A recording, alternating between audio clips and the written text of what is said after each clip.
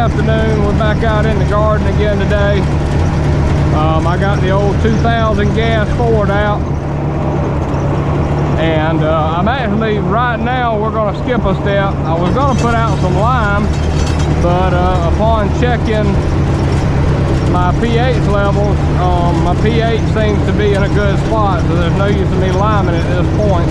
Now I'm gonna do a little more investigating on that to make sure. But anyway, what I'm gonna do, right there where Matthew's at, we've got a plow set up with middle busters on it. It's made for laying out rows. So that's what we're gonna do, to lay out rows, to put in the stuff that I picked up today. I've got a few pepper plants and tomato plants and stuff like that, and I've got a few seeds we're gonna plant as well. Anyhow, I want to show you kind of how I set this up and what it does and what it's for. And we're probably gonna make a few rows, and then tomorrow afternoon we'll do a little planting. But give me just a second to get situated. I got to move some stuff around, and we'll go from there. Alright, hopefully y'all will be able to hear that intro on the way over here. But what we've done is I've hooked up, this is my plow here that I make my rows with. Let me hold it up. Anyhow, basically it's just set up with shovels in the middles, as you call them, even on each end, that track behind your tires. They've got shovels on them. It's got middle busters. It's got middle busters that actually make the actual row, and those are the shovels. You don't want sweeps, you need shovels and middle busters on an outfit like this. Now I'm fixing to lift it up, and hopefully everything's gonna be nice and level. If not, then you can make different adjustments. You got your top link that'll adjust it back, and then you got another piece right over here that you can turn that, and it'll level it up side to side. So I'll check that when I get to the field. And probably a few other pieces that we're going to end up using. I've got a set of covering discs here. If I do end up planting a few potatoes that I've got to plant, then I may cover them with this, just so I can show how this thing works. It does a pretty good job. And if I decide to plant corn with one of my set of planters, it may end up being this old set of coals. And you see here, it's designed to where you basically just start planting. You lay out your rows and everything all at one time with this. So you got shovels on each side.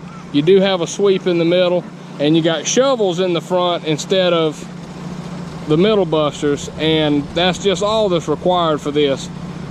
I've seen some people use sweeps, and you really need shovels when you're starting out fresh, and then your sweeps come in when you start plowing stuff and all.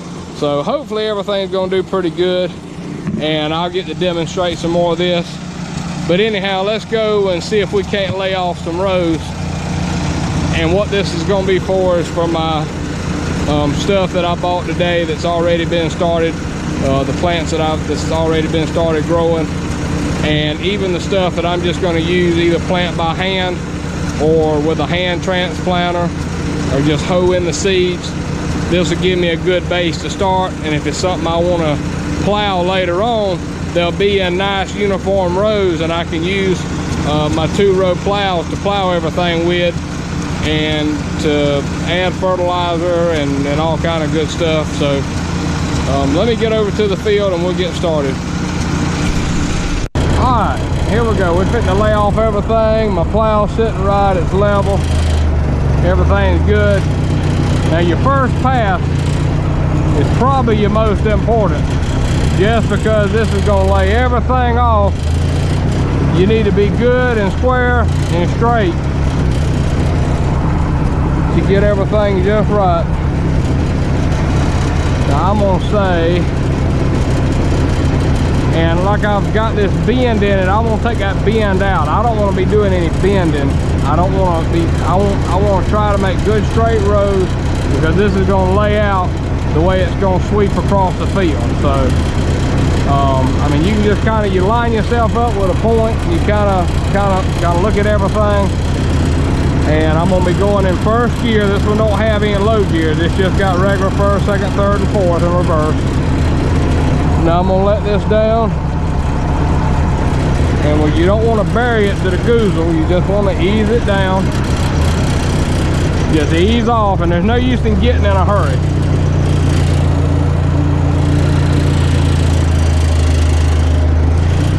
Now once we lay the first one off, then I may try to speed up a little bit, but I'm still gonna be in first gear.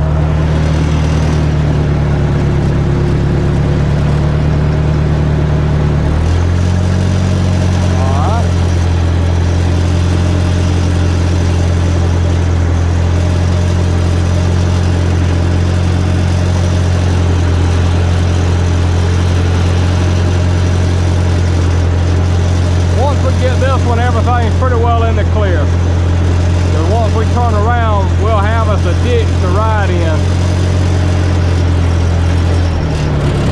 Alright, now we're going to pick it up.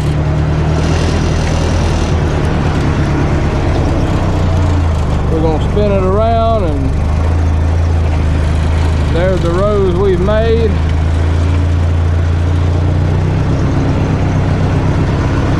So you want to throw your tire in this outer rut right here. Now generally you don't back up, but I want to try to fill out the rest of this row.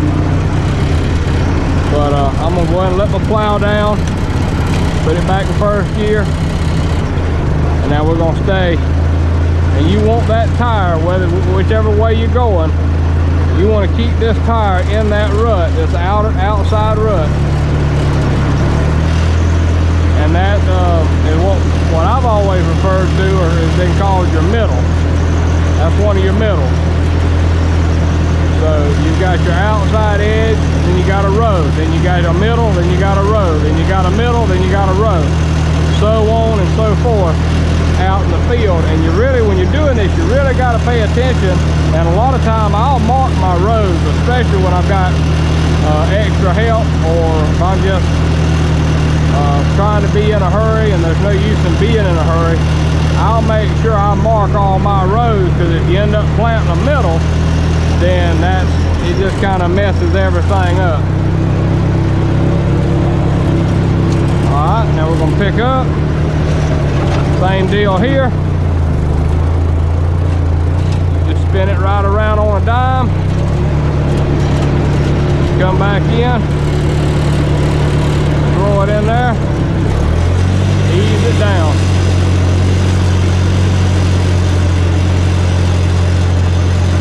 I did end up with a little bit of curve in it, but it's okay, it's not severe.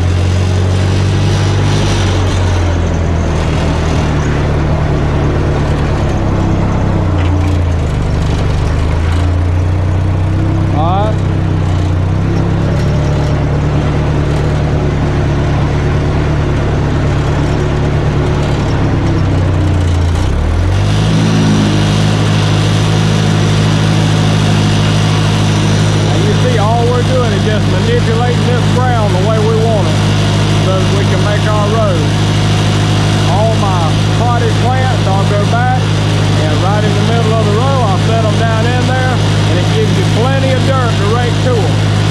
As far as seeds, same thing. I've got a little hand planter that I may use, or even if you're just holding them in, or just sticking them in the ground, however you want to plant your seeds, you plant them, and then after they come up, you got plenty of dirt to work with them and work around them and stuff. I have took that set of covering discs and made beds, and you can make beds and put your plants on top of the beds. But I like starting out like this because after I get it plowed, that ridge and that hump's gonna go away and it's gonna end up flat after the fact. But this gives us a good spot to work with. I like it being kind of in a valley. I think watering it does better.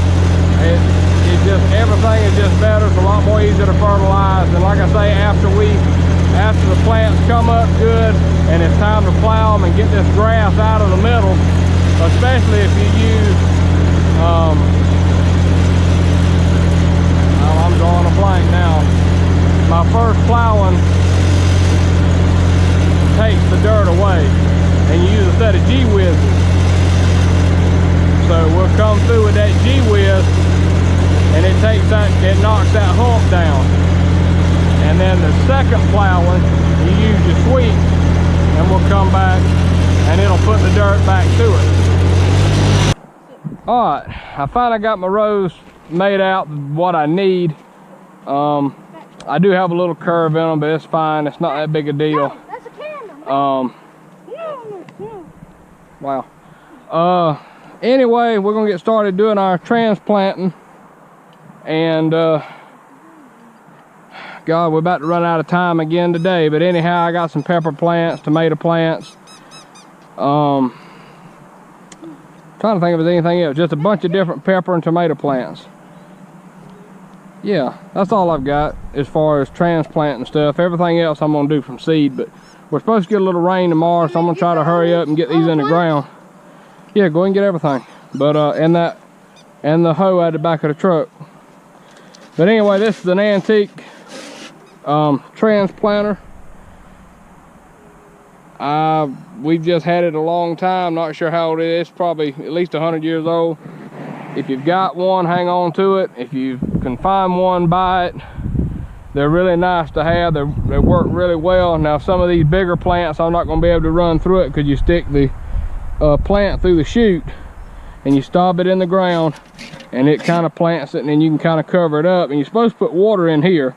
There's no use in me toting water around right now. I'm just going to go back with a regular watering can and water them, because you'll probably find these most of the time that little rubber stopper in the bottom's messed up. But you can go back and water them. Yeah, just set those down.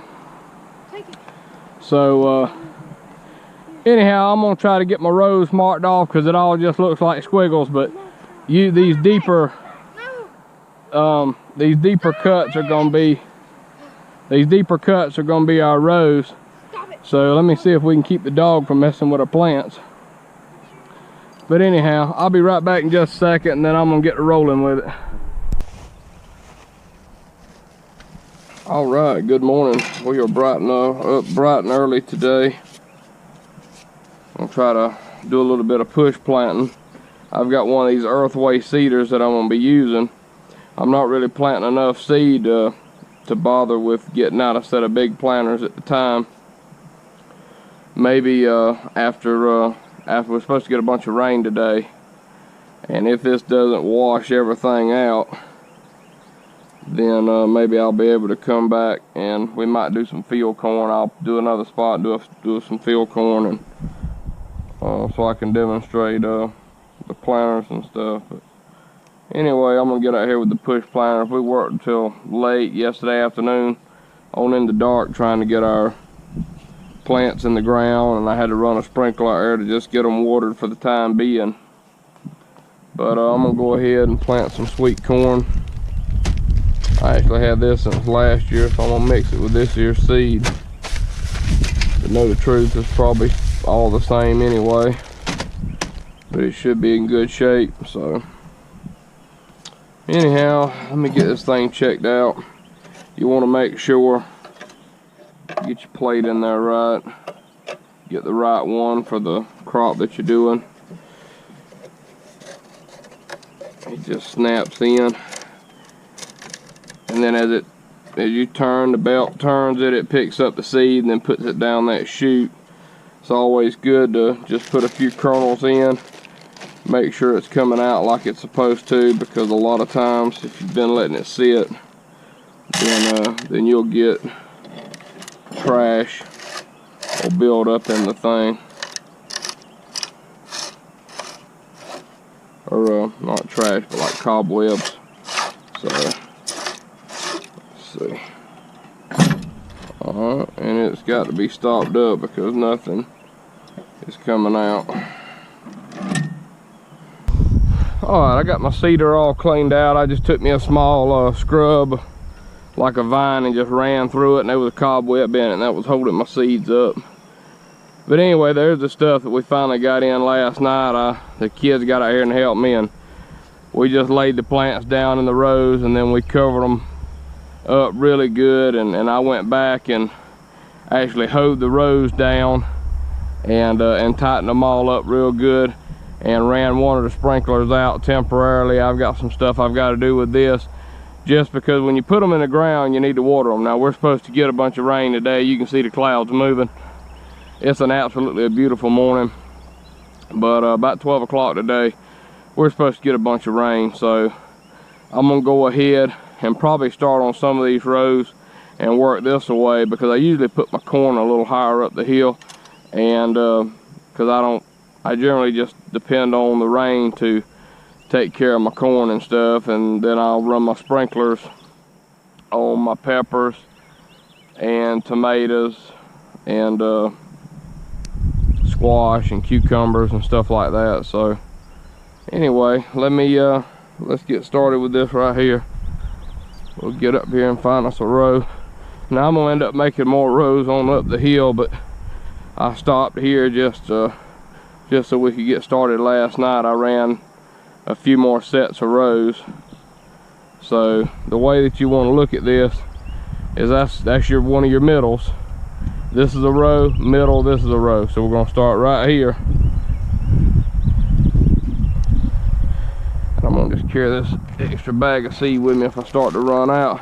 Now I like to lean this thing to the plate side a little bit, just so it don't have a hard time picking up them seed and dropping them. And I can look down and see. Alright, we ended up having another clog. Now I done came a couple of rows over. I finished the one that I started on. I went back to where I knew it was still putting out, and I put a few back over. It's not gonna hurt anything. Went down the other row. Now I'm going up my third row, and it's putting out pretty good. I can look, like I say, you can look down there and see the kernels falling out. That's what you got to pay attention to. It shouldn't get hung up again.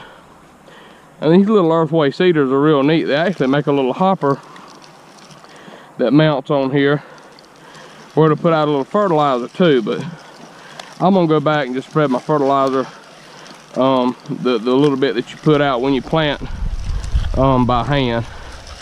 Now whenever I get ready to plow it, I've got fertilizer distributors on my plows, and if they're working properly, then all I got to do is fill the hoppers up, and it'll give me a little fertilizer along and along. So, but anyway, this is about as simple as it gets. It's good exercise. It's simple. It is nice to have your rows marked off by the tractor though, so that later on it's a lot easier to tend, and it just gives you good spacing and just good proper everything to have your rows laid out like this. Now you don't have to. If you just got a tiller, till in your ground, make your rows. And I mean, because even a lot of my garden stuff over there, I'm not gonna be able to tend it with a tractor, even though I've made the rows with the tractor. It's just kind of something good to go by for the spacing. As I go along, I've got small tillers that I'll go back and weed through the middle, and you'll do a lot of hoeing and pulling weeds by hand. And when you think garden, just think work, but it's good work. It's fun, it's exercise, it's nice to watch things grow, and you can really reap the benefits if you're willing to put up your stuff, or you can sell it at your market. It's just a joy for me, even though things get aggravating. I still love to do it, and I just couldn't think of spending my time any other way. All right, now we're gonna put in a couple of rows of some butter beans. Canned green bush beans. Man, these things will be good. Ham fresh, go in the pot. Some ham hock or bacon. They're gonna be good. Now I've changed this plate. Your cedar will come with different plates. I ended up having to pick up a couple because I misplaced mine. I'll find them now that I bought some. But this is your bean plate that puts them a little closer together. I know where they're at. Well, you have to show me if it's the ones I'm thinking about. But anyway, I see us picking them up. They're falling. So we're going down the road. Thank you. All right, to keep this in order, I need a couple more rows. So there's more of that corn my dog spilled. Anyway, I need a couple more rows, so we're gonna make some more rows real quick.